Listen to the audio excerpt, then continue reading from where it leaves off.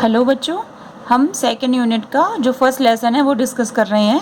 तो हम आगे पढ़ते हैं कि टाइप्स ऑफ डाइट्स क्या हैं, जो थेरेप्टिक डाइट्स होती हैं वो उनके फीडिंग रूट्स क्या हैं, ये टॉपिक हम डिस्कस करेंगे।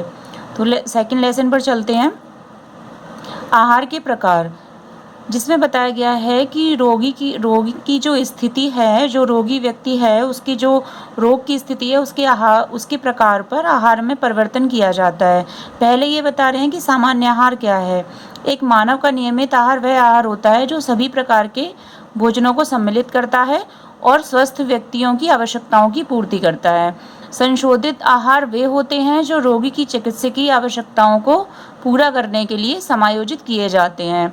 मतलब कि अगर कोई व्यक्ति रोग की स्थिति में है तो जो उसके रोग का प्रकार है उसके आधार पर आहार में परिवर्तन किया जाएगा, तो वह एक चिकित्सकीय आहार कहलाएगा।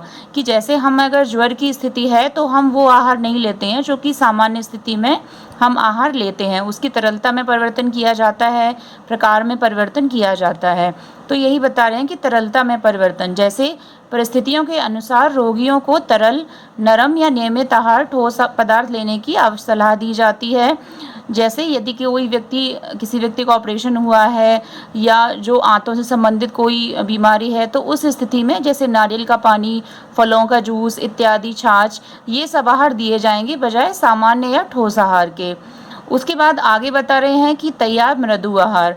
मृदु आहार का मतलब है सॉफ्ट डाइट, ऐसी डाइट जो कि जैसे नरम हो, सॉफ्ट हो, जैसे हलवा है या ब्रेड को मिल्क में डाल के सॉफ्ट करके खाते हैं, तो जिससे कि व्यक्ति जब उन भोजन को ले तो उसको चबाते समय परेशानी ना हो, तो ऐसा जो आहार है वो मृदु आहार कहलाएगा।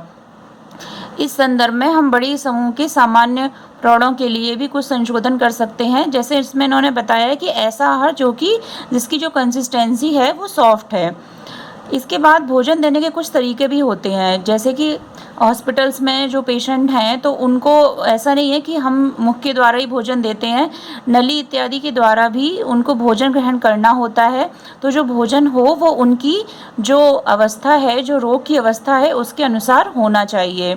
साथ ही साथ चिरकालिक रोगों की रोकथाम में भी चिकित्सीय आहार दिए जाते हैं। जैसे कि मधुमेह है एक स्थिति, तो ऐसी स्थिति में व्यक्ति को जो शुगर है, मतलब जो शर्करा है, ऐसे आहार उसमें नहीं दिए जाएंगे। कब्ज की स्थिति में व्यक्ति को अधिक से अधिक जो फाइबर की मात्रा है, यानी कि फल और सब्जियों वाले जो आहार हैं वो दिए जाएंगे। तो कई सारे ऐसे रोग होते हैं जिनमें कि जो रोग की स्थिति है उसको ध्यान में रख के लंबे समय तक के लिए ये बाध्यता होती है कि व्यक्ति वही प्रकार के आहार लेगा। जैसे इसमें बता रहे हैं कि आहार और अच्छा पोषण, साथ ही स्वस्थ जीवन शैली रोगी व्यक्तियों के लिए महत्वपूर्ण होने के अतिरिक्त चिरकालिक रोगों को नियंत्रित करने। चिरकालिक रोगों से मतलब यहाँ पर ये है कि जब हमें ऐसे भोजन नहीं लेने हैं जिसमें कि अधिक वसा हो, अधिक शर्करा हो, मतलब शुगर हो, तो जिससे कि जो हमारी जो दिनचर्या है वो सही रहे, हम स्वस्थ रहें, तो आगे भी हमें कोई भी रोग होने का खतरा ना रहे। जैसे कि हमने पढ़ा है कि मोटापा है, कोलोन का कैंसर है, मधुमेह है, हृदय रोग है। हृदय रोग में आप सभी को पता होगा कि जो नमक की जो मात्रा है वो कम से कम दी जाती है। तो ये सभी जो आहार के प्रकार हैं इनको ध्यान में रखकर ही कोई भी चिकित्सकीय आहार तैयार किया जाता है। मैं आशा करती हूँ कि आपको ये समझ आया होगा। अब अगले वीडियो में हम ये पढ़ेंगे कि जो ये आहार चिकित्सा है इसको हम अगर कैरियर बनाना चाहते हैं तो हमें क्या ज़रूरी है या कौन कौन से कोर्सेज करने हैं। तो नेक्स्ट वीडियो में मिलते हैं। Thank you.